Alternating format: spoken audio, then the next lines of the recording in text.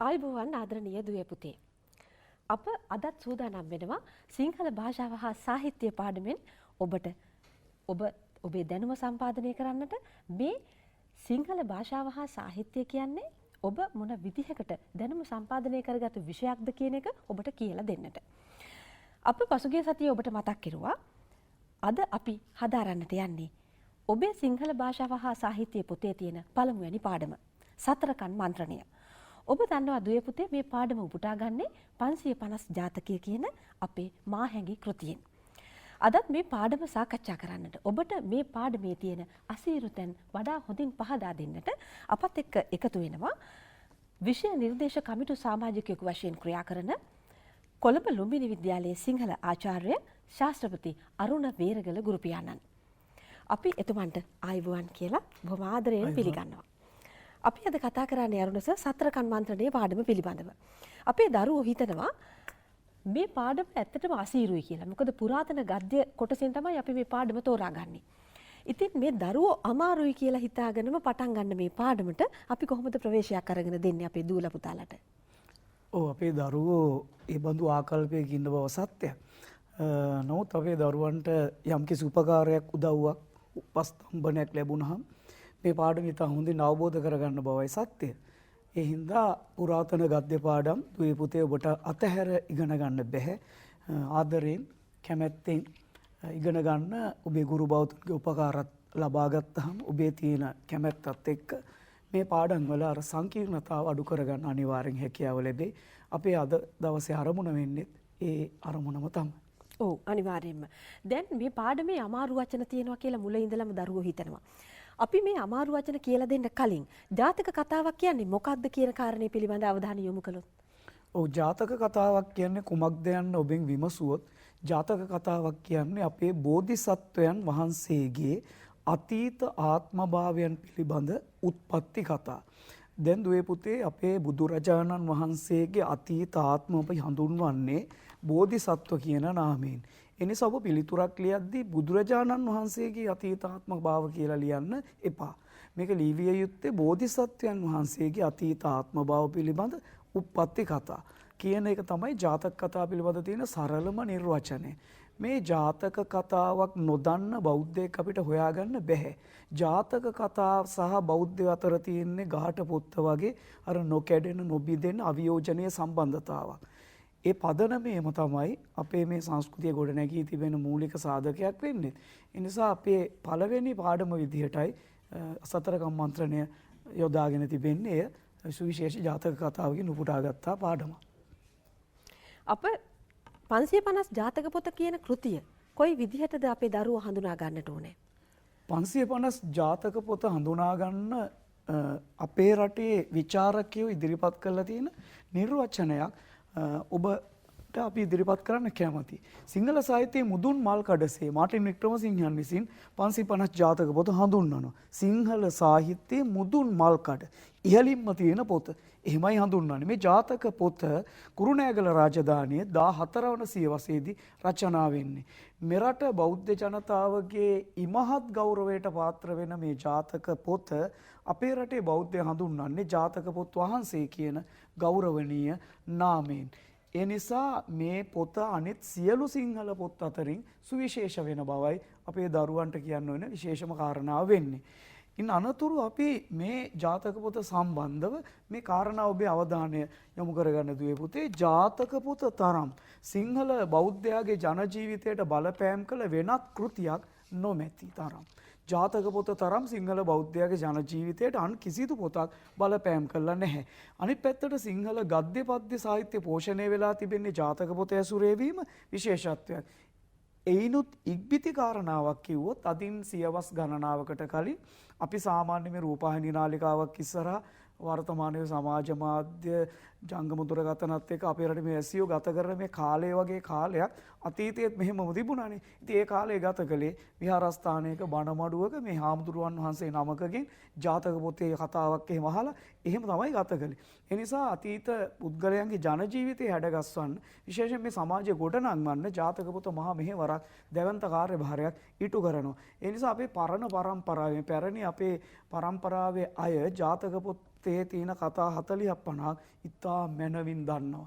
ඒ වගේ මේ සිදුවීම් මේගොල්ලෝ තමන්ගේ දෛනික ජීවිතයට සමාජ සිදුවීම් වලට ආදේශ කරගෙන තමන්ගේ ජීවිතය සහ ඒ චරිතාංග පෝෂණය කරගන්න ඒ ආලෝකයක් කරගත්ත බවයි මේ ජාතක පොත සම්බන්ධ සත්‍යම කාරණාව වෙන්නේ. මේ ජාතක පොත හදාරනකොට මේ ජාතක පොත ඇතුලේ සිටින චරිත දැන් උදාහරණයක් විදිහට අපි හදාරනවා මහෞෂධ පඬිතියන් ගැන. මේ චරිත ඇසුරින් අපේ ජීවිතයටත් ලොකු ආලෝකයක් ගන්නට පුළුවන් වුණා නේද අරුණ සර්? ඔව් ඇත්තටම මේ ඒක ඔබ කියපු කාරණාව සත්‍යයක්. මොකද අපේ රටේ මිනිස්සුන්ගේ වෘද්ධක් තිබ්බා. Tamanට අත්දකින්න වෙන මිනිස්සුන්ගේ චරිත පැරණි සමාජයේ ජාතක පොතේ චරිත ඇසුරින් විග්‍රහ කරගත්තා. දැන් ඒ නිසා විශාල ඥානවන්ත චරිතයක් හම්බුනොත් එහෙම අපි අහසා තිබෙනවා මේ මහෞෂධ වගේ කියන එක කියනවා. ඒ වගේම මේ ජාතක පොතේම තියෙන මේ කේවට්ට බමුණගේ චරිතය නිසා සමහර අය තමන්ට හම්බ වෙන නැතම් කෛරාටික සටකපට චරිත මේ කේවට්ට නමිනුත් හඳුන්වන්න උත්සාහයක් අරගෙන තිබෙනවා. ඒ වගේම තමයි ජාතක පොතේ අනිකුත් තව චරිත තියෙනවා පරිත්‍යාගශීලී, ඉතා පරිත්‍යාගශීලී කෙනෙක් වෙනවා නම් එයාට කියනවා එයා වෙස්සන්තර වෙන්න හදනවා කියලා. ඉතාම දරුණු දුර්දාන්ත ගති පැවතුම් තියෙන මිනිස්සෙක් ඉන්නවා නම් කියනවා මිනිහා හරිම පෝරිසාදයෙක් කියලා. මේ සූතසෝම ජාතකයේ මේ ජාතක කතා පොතේන චරිත හඳුනාගත්ත බවට මේවා කදිම නිදසුන්. ඒවා ජන ජීවිතයට බද්ධ වුණා. මිනිසුන් ඒවා ඒ තරම් ආදරයෙන් වැළඳගත්තා. ඔවුන් ඒ චරිත ඇසුරින් ජීවිතය ඉගෙන ගත්තා. අන්න ඒ කාරණයක් දුවේ පුතේ හරිම වැදගත්. ඊළඟට ජාතක පොතේ මූලාශ්‍රය වන්නේ මොකක්ද? අපි බලමු ජාතක පොතේ මූලාශ්‍රය වුණු කෘතිය මොකක්ද කියලා. ජාතක පොතට මූලාශ්‍ර වෙන්නේ පාලි ජාතකට්ට කතාව. ජාතකට්ට කතාව කියන වචනේ දුවේ පුතේ විසන්ධි කරාම එන්නේ ජාතක අට්ට කතාව. ජාතක කතාව වෙනුවෙන් ලියපු අට්ට කතාව පාලි භාෂාවෙන් අපි ජාතකට්ට කතාව කියලා හඳුන්වනවා. මේ ජාතකට්ට කතාව අයිති වෙන්නේ කුද්දක නිකායට. දැන් මේ කුද්දක නිකායේ තිබෙන 10 වෙනි ග්‍රන්ථය ජාතකට්ට කතාව නැත්තම් මේක සාමාන්‍යයෙන් අපි හඳුන්වන ජාතක පාළිය කියලා. මේ පොත තමයි ජාතක පොතේ මූලාශ්‍රය. ඒ නිසා ඒක ඔබ අතිශයින්ම මතකයට තබාගත යුතු කාරණාවක්. අපේ මූලාශ්‍රයයි එය. දෙවැන්න ජාතක පොතේ ලියවුණු රීතිය. ජාතක පොත ලියවෙන්නේ කිසියම් රීතියකින්. ඒ රීතියට අපි කියනවා බණ කතා රීතිය කියලා. දැන් දුවේ පුතේ මේ පොත ලියුනේ කියවා රස විඳින්න නෙමෙයි, අසා රස විඳින්න. ඒ නිසා අහගෙන ඉඳලා ඒ ජාතක පොත රස විඳේ. ඒ නිසා මේ රීතිය අපි බණ කතා රීතිය හැටියට හඳුන්වනවා. ඒ නිසා ජාතක පොතේ ඔබ අධ්‍යයනය කරද්දී ඔබට මේ කනට මිහිර උපදවන භාෂා අලංකාරයන් හැම උණ ගැසෙනවා. මේ රීතියෙන් ලියවිච්ච නිසාම මේ කාරණා දෙක ඔබේ විශේෂ මතකයට ගන්න රීතිය බණ කතා රීතිය මූලාශ්‍රය පාලි ජාතකට්ට කතාව. දුවේ පුතේ අපේ පාඩමත් එක්ක එකතු වෙනකොට ඔබේ අතේ පුංචි සටහන් පොතක් තියෙනවා නම් ඔබට පුළුවන් මේ කරුණු සටහන් කරගන්නට. ඒවා ඔබේ විභාගයට වගේම ඔබේ සාමාන්‍ය පෙළ විභාගයට වගේම වාර විභාගවලටත් ඔබට මේ දැනුම වැදගත් වෙනවා. අරුණ සර් අපි තව දුරටත් මේ ජාතක කතා ආකෘතිය ගැන අපි දරුවන්ට කියලා දුන්නොත් කොහොමද මේ ආකෘතිය සැකසෙන්නේ? ජාතක කතා ආකෘතිය දැන් සිංහල ජාතක කතා ආකෘතිය සම්මත කාරණා තුනකින් ලක්ෂණ තුනකින් සමන්විතයි. ඒකේ පළවෙනියට වර්තමාන කතාව, අනතුරු අතීත කතාව, අවසානයේ වර්තමාන කතාවත් අතීත කතාවත් ගලපා සමෝදානයක් ඉදිරිපත් කරනවා. මේක උම්මග්ග ජාතකයටත් පොදුයි. අපේ ජාතක කතා පොත සම්මතව ලියන්නේ එහෙම. නමුත් අර පාලි ජාතක පොතේ තිබෙනවා පාලි ගාථා සහ ඒ ගාථාවල තේරුම් තියෙන කොටසක්. ඒ දෙක සිංහල ජාතක පොතේදී භාවිතා කරන්නේ ඔබ දකින්නේ මේ වර්තමාන කතාව, අතීත කතාව, සමෝදානය කියන ලක්ෂණ තුන. මේන් වර්තමාන කතාව හරි සංක්ෂිප්තයි, කෙටි. අතීත කතාව බොහොම දීර්ඝයි. ඒ විශේෂ වැදගත්කමකින් නිරූපණය කරලා තිබෙන ජාතක කතා කතුවරු අතීත කතාව. ඒ නිසා ජාතක කතාවක හරය වැදගත්ම දේවල් ටික දකින්න ලැබෙන්නේ ඇත්තටම අතීත කතාවේ. ඒ නිසා අපිටත් අදාළ පාඩමේ තිබෙන්නේ අතීත කතාවෙන් උපුටා ගන්නාලද කොටසක්. අපේ සාහිත්‍ය අරගෙන බැලුවහම අරුණස කාරණයක් තියෙනවා පෙදෙන් බුදු සිරිත කියලා. මෙහිදී කියවෙන්නේ පද්‍යයෙන් වර්ණනා කළ යුත්තේ බුද්ධ චරිතය කියන කාරණයක් අපේ ඉතිහාස කෘති අරගෙන විමර්ශනය කරද්දී අපිට හම්බ වෙනවා. මේ පෙදෙන් බුදු සිරිත කියන කාරණය නිසාම කාව්‍ය ග්‍රන්ථ රැසකට ජාතක කතා පාදක වෙලා තියෙනවා. මෙන්න මේවට අපි උදාහරණ ටිකක් අපේ දරුවන්ට කිව්වොත්. ඔව් අපේ රටේ ওই සියබස්ලකර කතුවරයා ඉදිරිපත් කරපු පාඩයක් ඔබ ඉදිරිපත් කළේ. ඒ පෙදෙන් බුදුසිරිත යන පාඩය මුදුනේ තබාගෙන අපේ රටේ ගත් කතුවරු ඇත්තටම තමන්ගේ සාහිත්‍ය නිර්මාණ හැඩහත් ගස්වා ගත්තා. අපි මේ පාඩම ආරම්භයේදීම කිව්ව විදිහට සිංහල සාහිත්‍ය පෝෂණය වෙන්නේ ජාතක කතා ඇසුරේ වීම විශේෂත්වයක්. අපි නිදසුන් කීපයක් ඔබට ඉදිරිපත් කරන්න කැමතියි. මේ ඔබ දකින්නේ ජාතක කතා ආශ්‍රය කරගත් පද්‍ය නිර්මාණ. ඒ කියන්නේ ජාතක කතාවක් කවියට නැගීමක් තමයි සිදු කරලා තිබෙන්නේ. ඒ අනුව සඳකිඳුරු ජාතකය ජාතක පොතේ තියෙන ඊටාම ජනප්‍රිය ජාතක කතාවක්. මේ කුරුණෑගල රාජධානි සමයේමයි ලියවෙන්නේ. සඳකිඳුරු දා කව සඳකිඳුරු ජාතක කාව්‍ය. එය තමයි දුවේ පුතේ අපේ රටේ පළමු සිව්පද කාව්‍ය කෘතිය වෙන්නේ. මේක ලියන්නේ විල්ගම්මුල සංඝරාජ හාමුදුරන් වහන්සේ විසින්. දෙවැන්න වෙස්සන්තර ජාතකය යත් හරිම ජනප්‍රියයි. වෙසතුරු දා කව කියලා කවියට නැගෙනවා. දහම්සොඬ ජාතකය දහම්සොඬ දා කව කියලා කවියට නැගෙනවා. ඉන් අනතුරුව සස ජාතකය, මකාදේව ජාතකය, කුස ජාතකය කියන ජාතක කතා තුන ගී කාව්‍ය තුනකට නැගෙනවා. සස ජාතකය සසදාවත නමිනුත්, මකාදේව ජාතකයේ මූදෙව්දාවත නමිනුත්, කුස ජාතකයේ කවුසිළුමිණ නමිනුත්. මේ තුන අපි හඳුන්වන්නේ ගී කාව්‍ය හැටියට. එනිසා ඔබේ පොතේ හැඳින්වීමෙත් මේක වෙන් කරලා දක්වනවා. මේ ගී කාව්‍ය කියන්නේ මොනවද කියලා ප්‍රශ්නයක් ඇහුවොත් සසදාවත, මෝදෙව්දාවත, කවුසිළුමිණ කියන මේ පොත් තුන අපි හඳුන්වන්නේ ගී කාව්‍ය හැටියට. මේවා තමයි අපේ රටේ ජාතක කතා පාදක කරගත් ප්‍රකට ප්‍රසිද්ධ කාව්‍ය නිර්මාණ. මෙතන නැති ඒවා දුයි පුතේ තියෙන උදාහරණයක් විදිහට සත්තුබත්ත ජාතකයෙන් කාව්‍ය සේකරය කියන කවි පොත ලියවෙනවා. ඒ බඳු තවත් අපිට හඳුනා ගන්න පුළුවන් පද්‍යකෘති දකින්නත් ලැබෙනවා. ඔව් නිදර්ශන ගණනාවක් අපට කියන්නට පුළුවනි. දුවේ පුතේ මේ සිංහල භාෂාව හා සාහිත්‍ය කියන ඔබේ සාහිත්‍ය පොත ඔබ හදාරනකොට සිංහල භාෂාවේ විකාශනය අපි හදාරනවා. එක් රාජධානිවලදී එක් යුගවලදී මේ භාෂාව විකාශනය වුණේ කොහොමද කියන කාරණය. දැන් 550 ජාතක පොතට මුල් වන්නේ කුරුණෑගල යුගය. එතකොට කුරුණෑගල යුගයේ හිටපු වෙනත් පඬිවරු වෙනත් ගත්කතුවරු කවුද කියන කරුණ අපි මතක් කළොත් අපේ දරුවන්ට. ඔව් අපි ඇත්තටම කුරුණෑගල යුගය ගැන හැදෑරීමේ වැදගත්කමක් දරනවා. ඒ තිබෙනවා. ඒ නිසා අපි ප්‍රථමයෙන් කැමති කුරුණෑගල යුගයේ ලියවිච්ච පොත්පත් ටිකත් ඉදිරිපත් කරලා අර ලේඛකයෝ ටිකත් ඔබට ඉදිරිපත් කරන්න. ඔව් අනිවාර්යයෙන්. දැන් මේ කුරුණෑගල යුගයේ ලියවිච්ච පොත් අතර මුදුනේ තිබෙන පොත තමයි 550 ජාතක පොත. මේ වැඩසටහනේ ආරම්භයේදී අපි කියපු හැටියට 550 ජාතක පොත කුරුණෑගල යුගයේ පමණක් නෙමෙයි සමස්ත සිංහල සාහිත්‍යයේ මුදුන් මල් කඩ කියලා අර මාටින් වික්‍රමසිංහ කියන ප්‍රකාශය ඔබ සිහි තබා ගන්න. උම්මග්ග ජාතකය අපේ පාඩමට අදාළ මූලාශ්‍ර කෘතිය, මුල් කතාව. අනාගත වංශය කියන පොත, බෝධි වංශය, දලදා සිරිත කියන ග්‍රන්ථය, තූප වංශය, දලදා පූජාවලිය, සඳකිඳුරුදා කව. අපි දුවේ පුතේ අර පෙළ පොතේ මේ ටික සඳහන් වන්නේ නැහැ. එයින් මදක් ඔබට කියලා ඔබට මේ කාරණා ටික ඉදිරිපත් කරන්නේ. ඇත්තටම උට වාර පරීක්ෂණවලදී සාමාන්‍ය පෙළ විභාගයේට ඒ සම්මත රාමුවෙන් එතනම ඉඳලා අහන්නේ. එතනින් චුට්ටක් ඔබට මේ කාරණා ඔබ දැන ගැනීම වැදගත් නිසා. ඉන් අනතුරුව කුරුණෑගල යුගයේ ලේඛකයන් අතර ඉහළින්ම ඉන්නේ විල්ගම්මුල සංඝරාජ මාහිමිපාණන් වහන්සේ. ඒ උන්වහන්සේ තමයි සඳකිඳුරු දා කව රචනා කරන්නේ. සිංහල බෝධි වංශය, සිංහල අනාගත වංශය වගේ කෘතිවල රචකයාණන් වහන්සේ. දෙවැන්න හතරවන පණ්ඩිත පරාක්‍රම බාහු රජතුමා. මේ රජතුමා තමයි සිංහල වංශ කතාවල ආරම්භයේ සටහන් කරන තූප වංශය රචනා කරන්නේ. ඒ වගේම වීරසිංහ ප්‍රතිරාජ අමාත්‍යවරයා. මේ අමාත්‍යවරයා තමයි ජාතක පොත ලියන්න මූලිකත්වය ගන්නේ.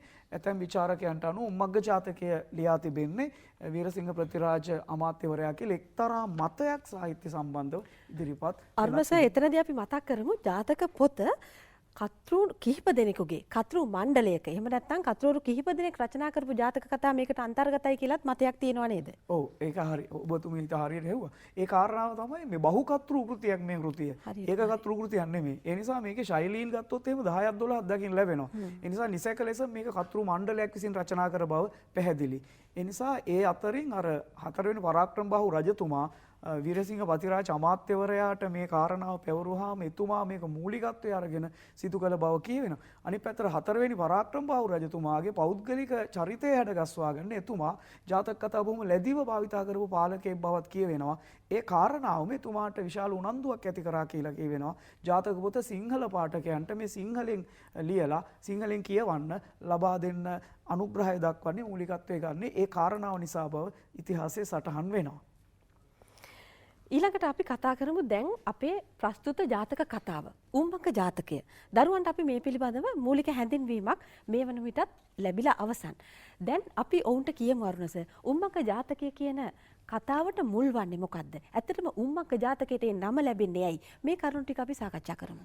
ඒ කාරණා ටික දැන ගැනීම අපේ දරුවන්ට ඉතා වැදගත්. හේතුව උම්මග්ග ජාතකයේ නමින් හඳුන්වන කාරණාවයි මේ ඔබට අදාළ පාඩම දුවේ පුතේ යම් ප්‍රමාණයක් ගිහිල්ලා ආරම්භ වෙන්නේ මුල් ජාතක කතාවේ මේ බලන්න උම්මග්ග ජාතකය කියන්නේ ඇයි? දැන් 550 ජාතක පොතේ ජාතක කතා අතර දීර්ඝතම ජාතක කතාව උම්මග්ග ජාතකය. දැන් මේක වර්තමාන මුද්‍රිත සාමාන්‍ය සම්මත පුතක පිටු ප්‍රමාණය අධ්‍යාපන ප්‍රකාශන දෙපාර්තමේන්තුව මුද්‍රණය කරලා තියෙන පොතේ දකින්න ලැබෙනවා පිටු 253ක්. ඒතකොට ඔබට දකින්න පුළුවන් වෙන්නේ ඔබේ සාහිත්‍ය පොත වගේ දෙගුණයකට ආසන්නයි ඒ තනි ජාතක කතාව. ඒ තරම් දීර්ඝයි. දැන් කිසිදු ජීවිත හානියක් නොවි ජයග්‍රහණයක් අත්පත් කරගත්ත නිසාත් උම්මග්ග ජාතකයේ සුවිශේෂ වෙනවා. ලක්ෂ ගණනකගේ ජීවිත ඇතැම් විට මේ බේරෙන්නේ. මේ ගොඩනැගී ඇවිලී යන්න ගිය දැවැන්ත යුද්ධයක් අර මහෞෂධ පඬිතුමාගේ බුද්ධි මහිමේ නිසා බේරෙනවා.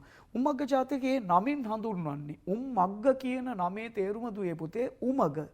දැන් උම්මග්ග ජාතකයේ නමින් මේ හඳුන්වන්න හේතුව කම්පිල්ල රට උත්තර පංචාල නුවර සිට මියුළු නුවර දක්වා අඩි 27ක් උස ඇති. අඩියක් දෙකක් අඩි 7ක් 8ක් උස ඇති එහෙම නෙමෙයි දුවේ පුතේ. අඩි 27ක් උස ඇති දොරවල් 148ක් තියෙන සුවිසල් උමගක් නිර්මාණය කරලා තිබෙනවා. ඒ උමග ඉතා විසිතුරු බවත් මේ ජාතක කතාවේ කියවෙනවා. උම්මග්ග ජාතකයේ නමින් මේ පොත හඳුන්වන්න පාදක වෙන්නේ මෙන්න මේ කාරණාව. ඒත් එක්කම උම්මග්ග ජාතකයට අදාළ ඔබේ පාඩම ආරම්භ වෙන්නේ මුලින්ම නෙමෙයි. යම් ප්‍රමාණයක් ගමන් කරලා. ඒ නිසා අපි අපේ දුවලා පුතාලට මේ කාරණාව කෙටියෙන් සිහිපත් කළා එමු. මොකද ඒගොල්ලන්ගේ අවබෝධය වඩා පහසු වෙන්න. අපි ඔබට මුලින් ඉදිරිපත් කළා දුවේ පුතේ ජාතක කතාවක් පටන් ගන්නකොට වර්තමාන කතාවක් තිබෙනවා. අතීත කතාවක් සමෝදානයක් ලක්ෂණ තුනක් තිබෙනවා කියලා. හොඳයි දැන් උම්මග්ග ජාතකයේ ආරම්භ වෙන්නේ බුදුරජාණන් වහන්සේ ධර්ම සභා මණ්ඩපයට දිනක් වැඩම කරනකොට භික්ෂුන් වහන්සේලා කතා බහක ලියනලු. ඒ කතා බහේදී බුදුහාමුදුරන්ව මම එන්න කලින් මොනවද කතා කළේ? එතකොට මේ හාමුදුරන් වහන්සේලා කියනවා අපි එන්න කලින් අපි ඔබ වහන්සේගේ ඥාන මහිමේ, බුද්ධි මහිමේ, ප්‍රඥාවේ මහිමේ බුදු නුවණ ගැන කතා කළේ. බුදුහාමුදුරුවෝ කියනවා මේ ඔබ වහන්සේලා ප්‍රත්‍යක්ෂ ලෙස බුදුහාමුදුරුවෝ කියනවා තමන් වහන්සේව දකින නිසා බුදු නුවණ ගැන දන්නවා.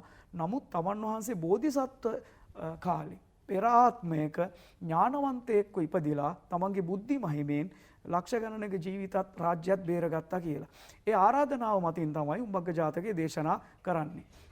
උම්මග්ග ජාතකයේ දේශනා කරන්න ආරම්භ වෙනකොට පටන් ගන්නකොට මහෞෂධ කුමාරය අපිට මුණ ගැසෙන්නේ නැහැ. පටන් ගන්න අපේ බෝධිසත්වයෝ තව්තිසා දෙව්ලොව උපත ලබා සිටිනවා. දේව පුත්‍රයෙක් ලෙස.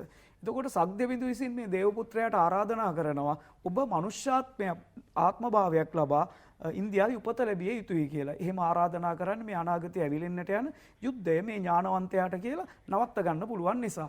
බෝධිසත්වයේ ආරාධනාව පිළිගන්නවා. සක්දෙවිඳු කියනවා ඔබේ සහයට තව දේව පුත්‍රයන් දහසක් ලබා දෙනවා කියලා. ඒ අනුව තව්තිසා දෙව්ලොවේ වෙනත් තැන්වල ඉන්න දේව පුත්‍රයන් දහසකට ආරාධනා කරනවා ඕගොල්ලොත් ගිහිල්ලා මේ බෝධිසත්වයන්ට සහයට ඉපදෙන්න කියලා. ඒ අනුව බෝධිසත්වයන් පිළිසිඳ ගන්නවා සිරිවර්ධන සිටුතුමා කියන සිටුවරයාට දාව සුමනා කියන සිටුදේවියගේ කුසේ. ඒ කුසේ පිළිසිඳගෙන මහෞෂධ කුමාරයා නිසි කාලය සම්පූර්ණ කරලා මෙලොවට එළිය දකිනවා. ඉපදෙනවා. ඉපදෙන දවසේ මේ කුමාරයා ප්‍රසිද්ධ වෙනවා. මේ කාරණා බොහෝ ප්‍රසිද්ධයි දුවේ පුතේ. මේ මහෞෂධ කුමාරයා ඉපදෙන්නේ සඳුන් ගැටක් මිටින් අරන්. සඳුන් කැබැල්ලක් මිටින් අරන් මේ සඳුන් කැබැල්ල සක්දෙවිඳු විසින් මහෞෂධ කුමාරයාගේ අතේ මිටමොලවා ගියා කියලා කියන්නේ. ඒක දේව සුදු හඳුන් කැබැල්ලක්. මේ සුදු හඳුන් කැබැල්ලෙන් යම් ප්‍රමාණයක් චුට්ටක් බිඳුවක් දුන්නාම ඕනෑම රෝගයක් සුව වෙනවා. ඒ මුලින්ම සුව කරන්නේ තමන්ගේ පියාට තිබ්බ හිසරදයක්. මේ කුමාරයා ඉපදිච්ච ගමන්ම එයාගේ අම්මා සිටුදේවිය අහනවා මේ අතමිට මොලවාගෙන ඉන්න වස්තුව. ඒ පාර මේ කුමාරයා කියනවා මෙයින් බින්දුවක් පියතුමාගේ හිසේ ගැල්ලුවාම පියතුමාගේ හිස රදේ සුව වෙයි කියලා. කිව්වා වගේ හිස රදේ සුව වෙනවා. ඉන්න අනතුරුව මේ කතාව විස්තර කරනවා සවිස්තරාත්මකව බොහෝ පිරිසක් මේ ඖෂධය භාවිතා කරලා සුව වෙනවා. මේ හේතුව නිසාම මේ කුමාරයාට මහා ඖෂධයක් අරගෙන ඉපදිච්ච නිසා මහා ඖෂධ නමින් නම් තබනවා. මේ කුමාරයාගේ යාළුවෝ තමයි අර 1000. එයත් එක්ක එක දවස් ඉපදිච්ච 1000. ওই 1000ත් එක්ක එකට සෙල්ලම් කරනවා. අවුරුදු 7 දී මේ කුමාරයා නැවත ප්‍රසිද්ධ වෙනවා. ඒගොල්ලෝ සෙල්ලම් කරනකොට වහිනකොට සෙල්ලම් කරන එක නවත්තන්න වෙනවා. මේ කුමාරයා කියනවා අපි නොතෙබී සෙල්ලම් කරන්න විශාල ශාලාවක්. හරියට මේ ගෘහස්ත ක්‍රීඩාගාරයක් වගේ හදමු කියලා. ඒකට මූලිකත්වයේ ගන්නෙත් මේ කුමාරයා. එක එක්කෙනා රන් මසුව ගානේ අරන් ඇවිල්ලා කට්ටිය සල්ලි එකතු කරගෙන මේ කුමාරයා තමන්ගේ ඥානය භාවිතා කරලා ගොඩනැගිල්ලක් සැලසුම් කරලා ශිල්පියෙක් ගෙන්නලා එයා ලව්ව මේ ඉදිකිරීම කරනවා. මේන් පස්සේ මේ කුමාරයා 7 වෙනි කුමාරයා වඩා ප්‍රසිද්ධ වෙනවා. ඉන් පස්සේ තිබෙනවා මහෞෂධ කුමරු ප්‍රශ්න විසර්ජනය කියලා ප්‍රශ්න 57ක් මෙයා විසඳනවා. තමන්ගේ යාළුවන්ට ඇති වෙච්ච ප්‍රශ්න අසල්වැසියන්ගේ වටේ ඉන්න අයගේ වැඩිහිටියන්ගේ බොහෝ ප්‍රමාණයක් විසඳනවා. ඉන් පස්සේ තමයි රජතුමාගේ ආරාධනාව ලැබෙන්නේ රජතුමා මුණ ගැසෙන්න එන්න කියලා. ඒ ආරාධනාව කේවට්ට බමුණා මේ සේනක පඬිවරයා ප්‍රමුඛ පඬිවරු 4 දෙනෙක් ඉන්නවා වේදේහ රජතුමාට. ඒ පඬිවරු 4 දෙනා හැමතිස්සෙම ව්‍යර්ථ කරනවා මහෞෂධයට පණිවිඩ ලැබීම. නමුත් අවසානයේ මහෞෂධ පණිවිඩ ලබාගෙන රජතුමා මුණ ගැසෙනවා. එතනින් පස්සේ රජතුමා තමන්ගේ පුතාගේ තනතුර පුත්‍ර තනතුරේ තබා මහෞෂධයට ගරු කළා සලකලා තමන් ගාව රඳවා ගන්නවා. ඉන් අනතුරුව තමයි දුවේ පුතේ ඔබේ පාඩමට එන්නේ. ඔබේ පාඩමේ තියෙනවා මහෞෂධ පඬිතුමා රාජ්‍ය පාලනය බාර ගැනීම. ඒකේ කොටසක් ගිහිල්ලයි සතරකම් මන්ත්‍රණය කියන කොටසට පැමිණෙන්නේ. ඒ අනුව මහෞෂධ පඬිතුමා රාජ්‍ය පාලනය බාරගත්තාම මේ රටේ තියෙන මාර්ග පද්ධතිය පිළිසකර කරනවා. එළවේලි සුද්ධ පවිත්‍ර කරනවා. උද්‍යාන හදනවා. ඉන් අනතුරුව මේ නගරේ වටා සුවිසල් තාප්පයක් 18 රියන් තාප්පයක් හදනවා. ඒ තාප්පෙට ඇතුලේ තව අනුප්‍රාකාරයක් ගොඩනගනවා. එළියේ දියාගලක් හදනවා. ඉන් අනතුරුව මඩාගලක් හදනවා. ආයි වියලියාගලක් හදනවා. චරපුරුෂ සේවාවක් ස්ථාපිත කරනවා. ඉන්දියාවේ රාජධානි එකට එක චරපුරුෂයා ගානේ චරපුරුෂය 100 දෙනෙක් යවනවා. මේ සියල්ල කරලා අවසන් වුණාම මහෞෂධ පඬිතුමාට දැනගන්න ලැබෙනවා මේ උත්තර පංචාල නුවර කිසියම් සැක සහිත යම් දෙයක් වෙනවා කියලා. එහි චරපුරුෂයා දැනුම් දුන්නාම ගිරාපෝතකයෙක් ඉන්නවා මහෞෂධ පඬිතුමාගේ දූත මෙහෙවරයා යොදන. ওই ගිරාපෝතකයා ඉන්දියාවේ රාජධානියක් ගානේ යවනවා. ඒ ගිරාපෝතකයා ඒ රාජධානියක් ගානේ යවන අවස්ථාවේ එන්න ඒ හරියෙන් තමයි අපේ පාඩම ආරම්භ වෙන්නේ. මේ පාඩමට තියෙන පුතේ ප්‍රධාන වශයෙන් කොටස් 4ක්. මේ කොටස් 4 වෙන්ව අධ්‍යයනය කළාම ඔබට පුළුවනි ඔබේ ප්‍රශ්නවලට පිළිතුරු වඩා පහසුවෙන් ගොඩනගා ගන්නට. මේ පොතේ ඔබ මුලින්ම දැන් අපේ අරුණ සර් අපිට විස්තර කළා මහෞෂධ කුමාරයාගේ චරිතය උපතේ සිට කොහොමද වැඩි වර්ධනය වීම දක්වා කියලා. මේ වනකොට ඔහු වේදේහ රජතුමා ගාව රාජ්‍ය තන්ත්‍රයට උදව් කරමින් ඉන්න අවස්ථාව. මේ වෙනකොට උත්තර පංචාල නුවර චූලනී බ්‍රහ්මදත්ත රජතුමා ළඟ ඉන්න ඔහුගේ අග්‍ර පුරෝහිතයා උදෑසන අවදි වෙලා ඇඳේ ඉඳලා කල්පනා කරන තැනකින් තමයි මේ පාඩම ආරම්භ වෙන්නේ. අපි මේ ප්‍රධාන කොටස් 4ට ගියොත් අරුණස පාඩමේ කොටස් 4. ඔව් අපේ දරුවන්ට ඒක පහසුවක් වෙයි. ඒ නිසා මේ පාඩමේ කොටස් 4 මෙහෙම වෙන් කර තිබෙනවා. සතරකන් මන්ත්‍රණය පළමු කොටස, මියලු නුවර වටලෑම දෙවෙනි කොටස, යුද්ධෝපායදීම තුන්වැන්න, හතරවැන්න ධර්ම යුද්ධය. මෙහෙම කොටස් 4කින් තමයි අපේ මේ පාඩම ඇත්තටම ආරම්භ වෙන්නේ. හරි. අපි මේ සිද්ධි අනුපිළිවෙල ඊළඟට විස්තර කරමු. කොහොමද මේ කතාව ගලාගෙන යන්නේ ඉදිරියට? හොඳයි. අපි දැන් මේ පාඩම ආරම්භ වෙන අනුපිළිවෙල ගත්තොත් චූලනි බ්‍රහ්මදත්ත රජතුමාගේ අග්‍ර පුරෝහිතයා වෙච්ච කේවට්ට බමුණගේ සිතිවිල්ලකින් තමයි මේ පාඩම ආරම්භ වෙන්නේ. අපිට කියනවා ඒ කාලේ මේ චූලනි බ්‍රහ්මදත්ත රජතුමාට කේවට්ට නම් බමුණෙක් අර්ථයෙන් ධර්මයෙන් අනුශාසනා කරන්නාහ කියලා. ඌතුමෝ වියත්තාහ නුවණැත්තාහ. එසේ පුතේ පාඩම ආරම්භ වෙනවා. දැන් මේ කේවට්ට බමුණ දවසක් උදෑසන අවදි වෙනවා. අපිට කියනවා ඌතුමෝ උදෑසන පිබිද කියලා එයාගේ නිවසේ අධික සැප සම්පත් ප්‍රමාණයක් තිබෙනවා. ගන්ධදාම පුෂ්පදාම අවලම්බිත නානාවරණ විචිත්‍ර විතානෝප ලක්ෂිත ආදී වශයෙන් එයා දකිනවා එයාගේ කාමරේ එයාගේ කුටියේ සුවඳ කරන වැල් වර්ගයක් රඳවා තිබෙනවා. මල් වැල් රඳලා තිබෙනවා. විසිතුරු උඩුවියනක් තිබෙනවා. සැප සම්පත් විශාල ප්‍රමාණයක් තිබෙනවා. මේ සම්පත් කාටද අයිති කියලා කල්පනා කරාම එයා කල්පනා වෙනවා එයාට මේ රජතුමා තමයි මේවා දුන්නේ කියලා. එසේ දුන්නු රජතුමා ඉන්දියාවේ අග රජතුමා කරන්නත් තමන් අග්‍රපුරෝහිත වන්නත් මේ කේවට්ට බමුණට උදෑසන සිතිවිල්ලක් පහළ වෙනවා. මේ සිතිවිල්ල තමයි ඔබේ පළවෙනිම ඡේදේ මුලින් සඳහන් වෙන්නේ. ඉන් අනතුරුව කේවට්ට බමුණ රජතුමා මුණ ගැසෙනවා. මේ ඒ කිව්වේ දුවේ පුතේ චූලනි බ්‍රහ්මදත්ත රජතුමාව. මුණ ගැසලා මේ රජතුමාට කියන ඔබට මතක ඇති කොටපිය යුතු කතාවක් ඇත. දැන් රජතුමා කියනවා කියවාචාරිනි. ඒ පාර කේවට්ට බමුණ කියනවා ඇතුළු නුවරේ රහස් කියන්ට නොපිළිවන ඇතුළු නුවරේ රහස් කියන්ට බැහැ මගුල් වෙනට යම්ම කියලා. රජතුමා අනුමැතිය දෙනවා. ඒ අනුව කේවට්ට බමුණයි චූලනි රජුරුවේ මගුල් වෙනට යනවා ආරක්ෂක රැකවල් වටේට යොදලා. ඉන් අනතුරුව ඔබේ අර පළවෙනි ඡේදයේ දුවේ පුතේ අවසන් වෙනවා. ඉන් පස්සේ අර මගුල් උයනේ මගුල් සල් ගහ පාමුලේ ඉඳලා මෙන්න සතරකන් මන්ත්‍රණය සිදු කරන්න පටන් ගන්නවා. සතරකන් මන්ත්‍රණය කියන්නේ මන්ත්‍රණය කියන්නේ සාකච්ඡාව. එතකොට සතර කන් කියන්නේ එක්කෙනෙකුට කන් දෙකයි. එතකොට කන් හතරේ සාකච්ඡාව තේරුම පුද්ගලයන් දෙදෙනෙක් අතර සිද්ධ වෙන සාකච්ඡාව. මේ පුද්ගලයන් දෙදෙනා වෙන්නේ කේවට්ට බමුණා සහ චූලනී බ්‍රහ්මදත්ත රජතුමා. ඉන් අනතුරු ඔබට මතක ඇති මේ කේවට්ට බමුණේ රජුරුවයි මගුල් වෙනට යනවා දැකලා ගිරාපෝතකයා මේගොල්ලෝ පසුපස්සේ යනවා. නමුත් මේ කිසිදු කෙනෙක් ගිරාපෝතකයා ගැන දන්නේ නැති හින්දා ගිරාපෝතකයා වළක්වන්න කෙනෙක් නැහැ. ගිරාපෝතකයා මගුල් සල් ගහේ කොළ අතර හැංකිලා ඉඳලා මේ රහස අසා සිටිනවා. අසා සිට මහෞෂධ පඬිතුමාට ඒ සැලකර සිටීමයි ගිරාපෝතකයාගේ අරමුණ. ඒ අනුව මේ ඉන් අනතුරුව මේ සතරකන් මන්ත්‍රණය සිද්ධ කරනවා. හරි එහිදී අපි කෙටියෙන් මතක් කළොත් එහෙම සතරකන් මන්ත්‍රණය කියලා කේවට්ට බමුණා කියන්නේ රජතුමනි අපි අපිට වඩා කුඩා රාජධානියක් වටල ගමු. අපි ගිහිල්ලා කියමු අපි ඔබ වටලලා ඉන්නේ අපිත් එක්ක යුද්ධයකට ආවොත් ඔබ යටත් වෙන්න ඔබ පෙරදෙන්න වෙන්නේ. ඒ හින්දා අපිට අවනත වෙන්න ඔබේ රජතුමාට ඔබේ රාජ්‍ය දෙන්නම්. අපේ රජතුමා ඉන්දියාවේ අගරජු විදිහට පිළිගන්න කියලා කියමු. ඒ රජතුමා කැමති වුණ නැත්නම් යුද්ධයකට ඇවිල්ලා එයාව යටත් කරගමු. මේ විදිහට ඉන්දියාවේ රාජධානි සියල්ල අපි අත්පත් කරගමු. අත්පත් කරගෙන අවසානයේ මේ රජදරුවෝ 100 දෙනා රාජධානි 100 රජදරුවෝ 100 දෙනාට ජයපානෝත්සවයක් සංවිධානය කරමු. සංවිධානය කළා ජයපානෝත්සවයට එන්න කියලා වහදාලා රාපවමු. රාපවලා මේගොල්ලෝ මරලා ගඟදියට දාමු. ගඟදියට දාලා අපි ඉන්දියාවේ අත්පත් කරගමු කියලා තමයි මේ සතරකන් මන්ත්‍රණය හෙළි කරන්නේ.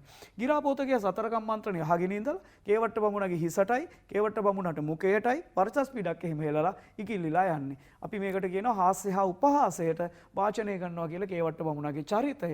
ඒ අනුව ඉන් අනතුරුව තියෙන්නේ මහෞෂධ පඬිතුමාට ගිරාපෝතකයා මේ රහස හෙළි කරනවා. මහෞෂධ පඬිතුමන් ඒ අරමුණ ඉටු වන්නට දෙන්නේ නැහැ කියලා අදිෂ්ඨානයකට එනවා. ඒ අනුව යුද්ධයකට పూర్ව සූදානමක් ලෙස සිය රාජ්‍ය මෙහෙවනවා. ඔබට මතක ඇති පාඩමේ තියෙනවා මෙහෙම. ඇතුළු නුවරහුන් දිලිඳුන් පිටත් කරවා පිටි නුවර ලැබුසේක. ඇතුළු නගරේ හිටපු දුප්පත් මිනිසුන් පිට නගරයකට යවනවා. පිට ජනපද වලින් වෙන ජනපද වලින් නියම් ගම් හතරින් ඒ කියන්නේ නියම් ගම් කියන්නේ විශාල ගම්. ඒ ගම් වලින් වස්ත්‍රාභරණ ඇඳුම් සහ ආභරණ ධනය දාන්නේ පිරිච්ච පෝසත් මිනිස්සු ගෙන්න ගන්නවා. ඒගොල්ලෝ ඇතුළු නුවරට ගෙන්න ගන්නවා. බොහෝ ධන දාන්නේ රැස් කළා මේ పూర్ව සූදානමක් ඇති කර ගන්නවා අනාගතයේ එළඹෙන්නට යන යුද්ධයකට. මෙහෙම සූදානම් වෙද්දී අර චුලනී බ්‍රහ්මදත්ත රජතුමා කේවට්ට බමුණගේ උපදේශ පරිදි මොකද කරන්නේ? ඇතුන් අශ්වයන් ආදී සේනාවකුත් එක්ක අර කියපු දේ කරනවා. කුඩා රාජධානියක් වටල ගන්නවා. අනතුරුව තවත් රාජ්‍යයකට මෙහෙම මියලු නුවර වේදේහ රාජ්‍ය ඉතුරු කරලා ඉන්දියාවේ සියලු රාජ්‍ය අත්පත් කර ගන්නවා. හැබැයි මියලු නුවරට එන්නත් ගිහිල්ලා කේවට්ට බමුණා උපායශීලී සහ ඥානවන්ත චරිතය කේවට්ට බමුණා කියනවා මහෞෂධ පඬිතුයෝ බලවත් කෙනෙක්. එතුමාගේ රාජ්‍ය ගන්න බෑ. එතුමා ඉතාලි ඉහළ ඥානවන්තයෙක්. ඒ නිසා නොයාවෙමු කියලා රජතුමාව තමන්ගේ මතයට ගන්නවා. මියලු නුවර යටත් කරගන්න අවශ්‍ය නැහැ කියලා. සේනාවත් තමන්ගේ මතයට ගන්නවා. මහෞෂධ පඬිතුමාට මේ සියලු තොරතුරු ලැබෙනවා එතුමාගේ චරපුරුෂයන් වෙතින්.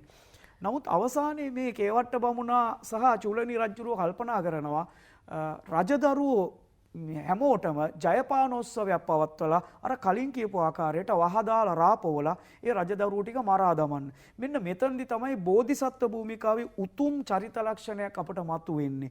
දුකටපත් වූවන්ට පිළිසරණ වීම.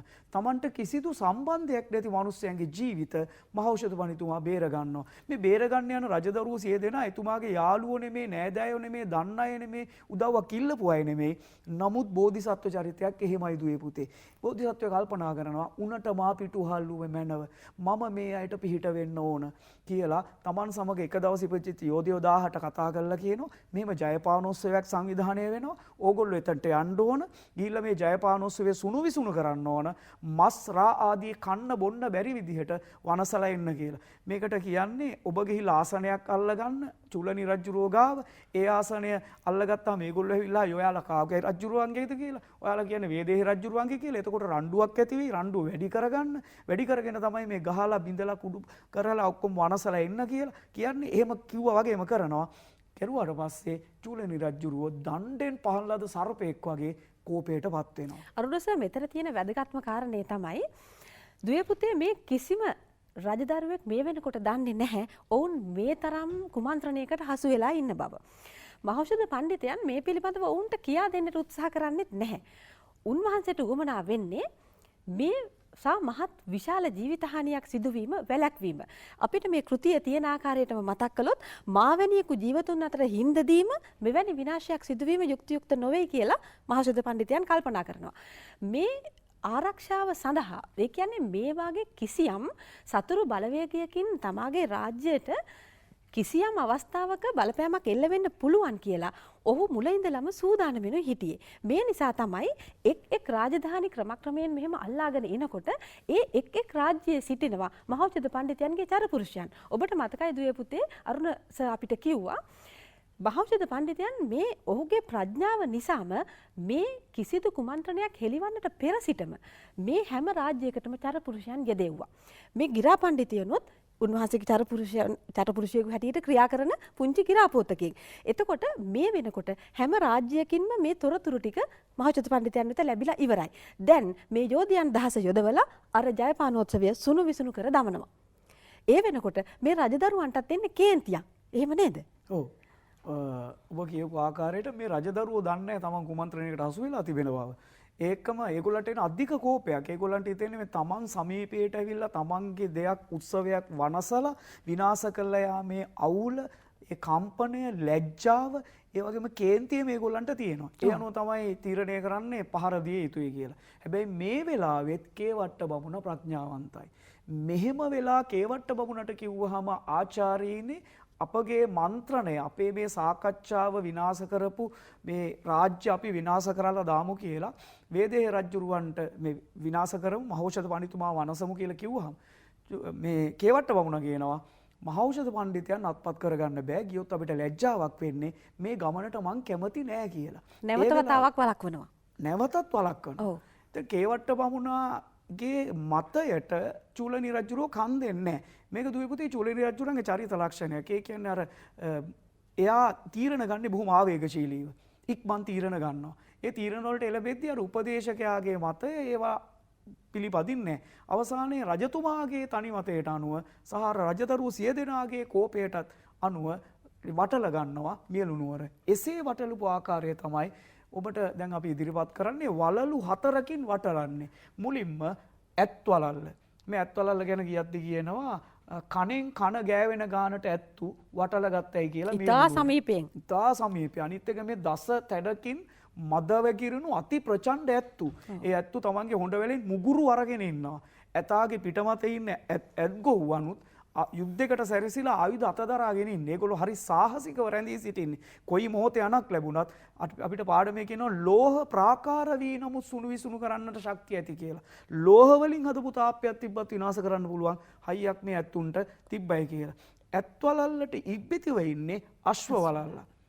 මේ අශ්වයන් ඉන්නෙත් අර විදිහටම ඒ අශ්වයාගේ පිට මත රැඳිලා ඉන්න අසරුවන් අතේ ආයුධ දරාගෙන අශ්වයන් ටිකත් උදවැඩිය බල සම්පන්න ශක්ති සම්පන්න අශ්වයෝ ඉන්දියාවේ වෙන පිටස්තර දේශවලින් ගෙන්නපු යුද්ධෙටම සරිලන අශ්වයෝ වලින් මේ අශ්වවලල්ල සමන්විතයි. ඉන් අනතුරුව රථවලල්ලත් තිබෙනවා. රෝදයක් ගානේ ගෑවෙන ගානට තියෙන යුද රථවලල්ල. මේ යුද රථවල පසුපසේ සිටිනවා දුනු විදින්න. තනුරුදරයන්. ඒගොල්ලෝ දුනු විදින්න සැරසිලා ඉන්නේ. ඒ යුද රථ කොඩි ඔසවා හරි යුද්ධයට සැරසිලා ඉන්න ආකාරයක් නිරූපණය කරනවා. අවසානයේ තමයි යෝධ වලල්ල. මේ යෝධයෝ ටික හරියට ඉදිරිපත් කරන්නේ දසබිම්බර මාරසේනාව වගේ කියලා. ඒගොල්ලෝ උරහිසක් ගෑවෙන්න ගානට ඉන්නවා. අති බිහිසුණු වලලු 4ක්. මේකේ ප්‍රමාණය කියනවා අටලොස් අක්ෂෞහිනියක් පමණ කියලා. අක්ෂෞහිනි 18ක් පමණ.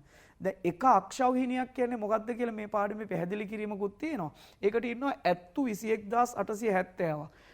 අශ්වයෝ 65510ක්. රථ 21870ක්. යෝධ වලල්ල 1,09,350ක්. ඒක එක අක්ෂෞහිනියක්. ඒ එක අක්ෂෞහිනියක්. අක්ෂෞහිනි 18ක් කියන්නේ ඒ වගේ 18ක්. අති දැවැන්ත බිහිසුණු සේනාවක්. මේ වටලා ගැනීම සිදු කරනවා. දැන් අරුණස මේ වෙනකොටත් වේදේහ රජතුමා දන්නේ නැහැ තමන්ගේ රාජ්‍යයට මේ තරම්ම බලපෑමක් එල්ල වෙලා. තමන්ගේ රාජ්‍ය මේ තරම් ලොකු සේනාවකින් වටලලා තියෙනකොටත් වේදේහ රජතුමා ඒ බලපෑම ගැන ඒ සතුරු ආක්‍රමණය ගැන දන්නේ නැහැ. ඔහුට ඉන්නවා මේ වෙනකොට තව පඬිතවරු 4 දෙනෙක්. සේනක පුක්කුස කාවින්ද දේවින්ද කියන පඬිතවරු 4 දෙනෙක් ඉන්නවා පුරෝහිතයන් හැටියට. නමුත් ඔවුන්ටවත් මේ පිළිබඳව කිසිම දැනුවත් භාවයක් නැහැ. අපි එතන ඉඳලා නැවතත් විස්තර කරමු. ඔව් ඒ පඬිතුවරු 4 දෙනාගේ අර පාණ්ඩිත්‍ය පිළිබඳ පොඩි ප්‍රශ්නයක්ත් වෙනවා. සාමාන්‍ය මේ බඳු සතුරු උපද්‍රවයකදී ඒගොල්ලෝ තමයි මුලින්ම දැනගන්න ඕන. එයාලා කිසිම දෙයක් දන්නේ නැහැ. ඒ පඬිතුවරු 4 දෙනා කම්පණයටපත් වෙලා කැළඹීමටපත් වෙලා රජුරවන්ට ගිහිල්ලා කියනවා රජතුමනි මේම මහා කෝලහලයක් එනවා මොකද්ද දන්නේ නැහැ කියලා.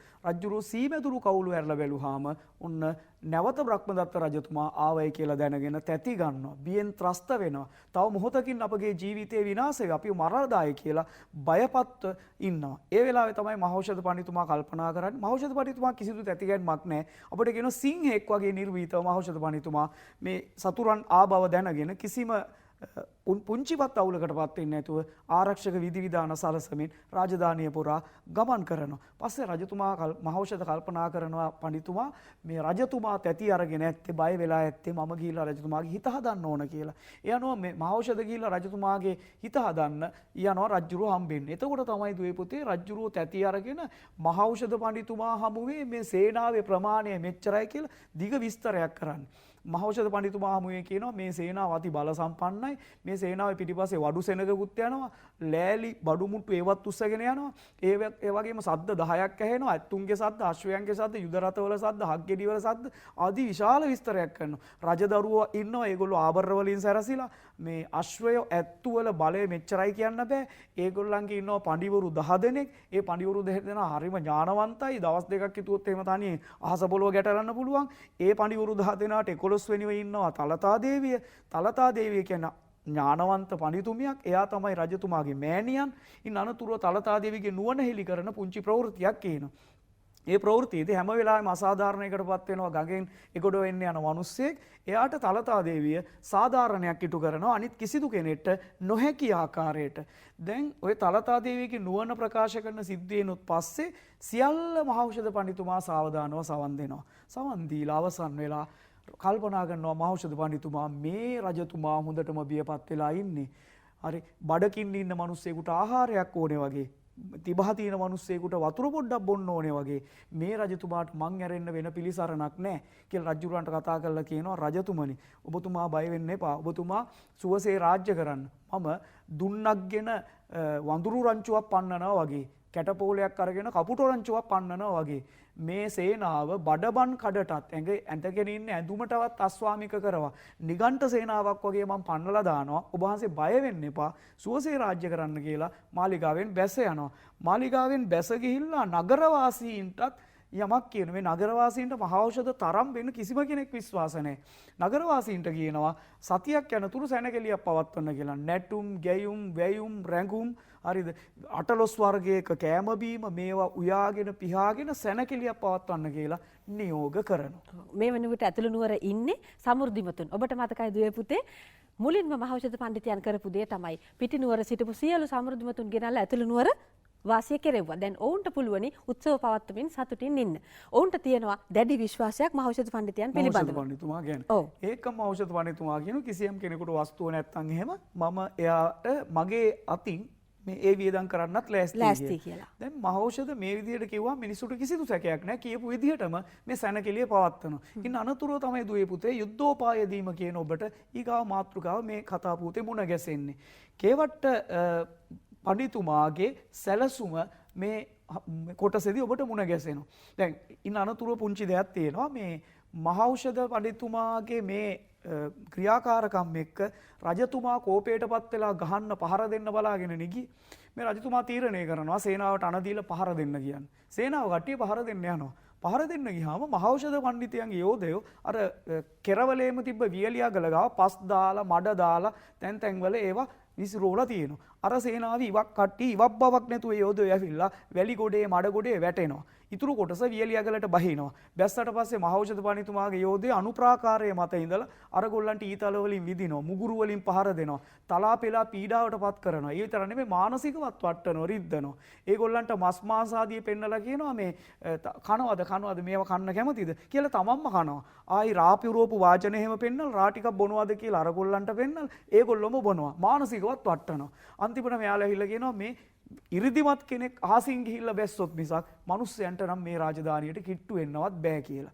අන්න ඒ වෙලාවේ කර කියාගත හැකි දෙයක් නැති වුනහම කේවට්ට බමුණගෙන් අහනවා දැන් මොකද්ද කරන්න කියලා. අන්න ඒ මොහොතේ තමයි කේවට්ට බමුණ යුද්ධෝපාය කීපයක් යෝජනා කරන්නේ. මේ පළවෙනි යුද්ධෝපාය. කේවට්ට බමුණ කියනවා පැන්නවතා මේ මියලු නුවර යටත් කරගන්න පුළුවන්. මොකද නුවරට පැන්නම් පිටතින් වන්නේය කියලා. ඒ අනුව ජල මාර්ග නවත්තනවා. මහෞෂධ පඬිතුමා චරපුරුෂ සේවාවක් ස්ථාපිත කරලා තිබෙන හින්දා මහෞෂධ පඬිතුමා මේ උපාය කල් තියා දැනගන්නවා. මහෞෂධ පඬිතුමා ඒ අනුව සැටරියන් උණ දණ්ඩක් අරගෙන ඒක දෙකට මැද්දෙන් පළලා ඇතුලේ පිටයි තියෙන ගැට ටික සුද්ධ කරලා ඊට පස්සේ පළු දෙක එකට එකතු කරලා හම්පටියකින් වෙලලා ඒක උඩ මැටි ගාවලා ඊට පස්සේ පොකුණක් ආසන්න දීෙහි මඩ තියලා ඒ මත මේ රෝපණය කරනවා හිමාලයෙන් ගෙන්වා ගත්තු නෙළුම් ඇටයක්. නෙළුම් ඇටයක් රෝපණය කරලා මේ ඒ නෙළුම් දණ්ඩයි මලයි සතුරු සේනාවට අත්පත් කරගන්න සලස්වනවා. සතුරු සේනාවය විමසිලිමත් වෙනවා මෙච්චර ලොකු දණ්ඩකුයි මලකුයි කොහෙද හැදුනේ කියලා. එතකොට ඒගොල්ලෝ දැනගන්නවා ඇතුළු රෝණෑ තරම් වතුර තියෙනවා කියලා. උපාය අසාර්ථකයි කියලා තේරුම් ගන්නවා. අතෑර දමනවා පළවෙනි යුද්ධෝපාය. මේ යුද්ධෝපාය දෙකත් ඉතාම කෙටියෙන් අපි විස්තර කරමු අරුණස. සහල් නැවැත්වීම සහ දර නැවැත්වීම. ඔව් අපි මහෞෂධ පඬිතුමාගේ උපාය විස්තර කරමු. වීහාල් නවත්තන්නේ වීහාල් ගන්නේ පිටස්තර නගරයෙන් කියලා දැනගෙන. මහෞෂධ පඬිතුමා තමන්ගේ අනුප්‍රාකාරයේ මත මඩ අතුරලා ඒ මත වීහිනවා. අන්තිමට ගොයම් පැල පැල වෙලා නිල් වන්න තාප්පේ උඩින් ගොයම් පැල පේනවා. එතකොට නැවත ඒගොල්ලෝ ඒ ගැන විමසිලිමත් වෙද්දි සතුරු සේනාව ඕනෑතරම් වීහාල් තියෙනවා කියලා අවබෝධ කරගෙන එම උපායත් අතහැර දමනවා. තුන්වෙනි උපාය දර නැවැත්වීම. මහෞෂධ පඬිතුමා නැවත දරගොඩ ගහනවා අර අනුප්‍රාකාරය කියන තාප්ප මුදුනේ. ඒ ගැන විමසිලිමත් වෙන සතුරු සේනාවට දැනගන්න ලැබෙනවා ගෙයක් ගානේ දරමඩු ගහලා දර පුරවලා තියෙන්නේ ඕනතරම් දර තියෙනවා මේ මිනිස්සුන්ට. ඒ නිසා දර නවත්තලා මේක අත්පත් කරගන්න බැහැ කියලා එම උපායත් අතහැර දමනවා. ඒ අනුව යුද්ධෝපායන් සියල්ල අසාර්ථක වුණාම රජතුමා කියනවා මේ නුවර වේදේ රජු අල්ලා ගන්නට නුපිළිවෙන අපගේ නුවරට යම්හ කියලා. මේ අවස්ථාවේදී නැවතත් කේවට්ට බමුණා චූලනී රජතුමාට යෝජනා කරනවා චූලනී බ්‍රහ්මදත්ත රජතුමාට ධර්ම යුද්ධය කියලා වෙනස්ම ආකාරයේ යුද්ධෝපායක්. මේ ධර්ම යුද්ධය කියන කොටස තමයි දුවේ පුතේ අපේ පාඩමේ අපට අවසානයේට හම්බෙන යුද්ධෝපාය හැටියට අපට දැනගන්නට පුළුවන්. අපි ඒ ගැන පොඩි කෙටියෙන් විස්තරයක් කරමු අරුණස. ඔව් අවසාන කොටස ඒක. ඒ අනුව කේවට්ට බමුණා කියනවා පණ්ඩිත මේ යුද්ධයක් කරන්නේ නැහැ දැන් ධර්ම යුද්ධය කියලා දෙයක් කරමු. රජදරුවන්ගේ පඬිතුවරු දෙදෙනා මහෞෂධ පඬිතුමයි කේවට්ට බමුණා එකට මුණ ගැසෙනවා. මුණ ගැසුණාම එක පඬිවරයෙක් අනිත් පඬිවරයාට වැන්දනම් වැන්ද එක්කෙනාගේ රජුරුව පරාදයි වැඳුම් පක්ෂයේ රජුරුව ජයග්‍රහණය කරනවා. එතකොට කේවට්ට බමුණා වැඩිමල් හින්දා මහෞෂධ පඬිතුමා ආචාරශීලී කෙනෙක් හින්දා මහෞෂධ පඬිතුමා අනිවාර්යෙන් වඳිනවා. වැන්දහම මහෞෂධ වැරදෙනවා. ඒ කියන්නේ වේදේ රජුරුව පරාදයි අපි දිනු. මෙහෙම කරලා යන්. නමුත් ඒකත් අර කලින් පරිද්දෙම චරපුරුෂයන්ගේ මහෞෂධ පඬිතුමා දැනගෙන ඔබට මතක ඇති දුවේ පුතේ අෂ්ටවංක මාණික්කයක් අතින් අරගෙන මහෞෂධ පඬිතුමා කේවට්ට බමුණ ඉස්සරහට එන්නේ. ඒ අෂ්ටවංක මාණික්කය කේවට්ට බමුණාගේ අතේ ඇඟිලි අග රදවන්නේ මහෞෂධ පඬිතුමා. ඇඟිලි අග රැඳුවා මේ බරති මැණික ඇඟිලි අග තියාගන්න බැරුව මැණික බිම වැටෙනවා. වැටිලා පෙරලිලා ගිහිල්ලා මහෞෂධ පඬිතුමාගේම කකුල් දෙක ගාව නතර වෙනවා. ඉන් අනතුරුව මැණික ගන්න වස්තු තණ්හාවෙන් යුත් කේවට්ට බමුණ බිමට නැමෙනකොට මහෞෂධ පඬිතුමා කේවට්ට බමුණගේ කරමුලින් අල්ලගෙන නැගිටින්න දෙන්නේ නැතුව මා නොවඳුව මා තාගේ ඇත්තෙමි කියලා සේනාවට හෙන්න කියලා සේනාවේ කට්ටිය හිතනවා ඇත්තටම අපේ කේවට්ට බමුණ වැන්දයි කියලා. ඒගොල්ලෝ පෙරද පලා යන්න පටන් ගන්නවා. කේවට්ට බමුණ ඔවුන් පසුපස ගිහිල්ලා කියනවා යන්න එපා මම වැන්දේ නෑ කියලා. ඒ වගේම සේනාවේ කට්ටිය යාට හොඳටම බනිනවා. ඒ වෙලාව නැවතත් එයා ගිහිල්ලා සේනාව මැද්දට පැනලා කියනවා වඳිනයි මෙහෙම වඳිනවද මේ ලේ පෙරාගෙන බිම පස් ගාගෙන මූණේ මෙහෙම වඳිනවද කිව්වහම තේරුම් ගන්නවා එයාලා නැවත වතාවක් ඇවිල්ලා වටල ගන්නවා. ආයි පාරක් ඇවිල්ලා වටල ගත්ත තැනින් අපේ පාඩම නිමා වෙනවා. අරුණස ඔබට බෙහෙවින්ම කෘතවේදීත්වයේ හිමිවන්නට ඕන මේ දීර්ඝ පාඩමක් අපිට මේ කෙටි කාලයකදී දුවේ පුතේ මේ තරම් සංක්ෂිප්තව ඉතාම හොඳින් වටහා ගන්නට පුළුවන් ආකාරයෙන් ඔබට ඉදිරිපත් කිරීම සම්බන්ධයෙන් අපේ දරුවන්ට අප මීළඟට කියා දෙන්නට ඕනේ අරුණස මේ සතරකන් මන්ත්‍රණය කියන පාඩමෙන් කොයි විදිහටද ප්‍රශ්නවලට උත්තර ලියන්නේ කියලා. අපිට කෙටි ප්‍රශ්න ලැබෙනවා සාහිත්‍ය ප්‍රශ්න පත්‍රයේදී තුන්වෙනි පත්‍රයේ පළවෙනි ප්‍රශ්නයට අපිට තියෙනවා කෙටි ප්‍රශ්න. ඊළඟට විචාර ප්‍රශ්න තියෙනවා. මේ ප්‍රශ්නවලට උත්තර ලියන්නට අපේ දරුවෝ දැනුම සම්පාදනය කරගන්න ඕනේ අරුණස. අප ඊළඟ සතියේදී මේ පිළිබඳ අපි අවධානය යොමු කරමු. දුවේ පුතේ මම ඔබට ආරාධනය කරනවා හැමදාමත් ජාතික පාසලේ එක්ක රැඳුනොත් ඔබේ සාමර්ථ්‍ය නිසකයි. සිංහල භාෂාව හා සාහිත්‍යය කියන්නේ අපේ ජීවිතය හා සමාන විෂයක්. ඉතින් මෙය හැදෑරීමට රුකුලක් දෙනවා වගේම විභාගයේ සමත් වීමට රුකුලක් දෙනවා වගේම අපේ බලාපොරොත්තුව තමයි මේ භාෂාව සාහිත්‍යය ඇසුරින් ජීවිතය කියා දීමත්. ඔබ ඒකට එකඟ වෙනවද අරුණ සර්? අනිවාර්යයෙන්. අනිවාර්යෙන්ම අපේ දරුවන්ට අපි මේ ජීවිතය කියා දෙන ගමනේ තවත් එක් පියවරකදී අපි මුණ ගැහෙමු. ඔබට ප්‍රාර්ථනා කරනවා සුබ සතියක්. අපත් එක්ක රැඳිලා ඉන්න ඊළඟ සතිය අපි ඉගෙන ගනිමු. උම්මංක ජාතකයේ නැත්නම් සතරකන් මන්ත්‍රණයේ පාඩමෙන් අපි කොහොමද පිළිතුරු ලියන්නේ කියලා. ඒත් එක්ක ඔබට ආයුබෝවන්.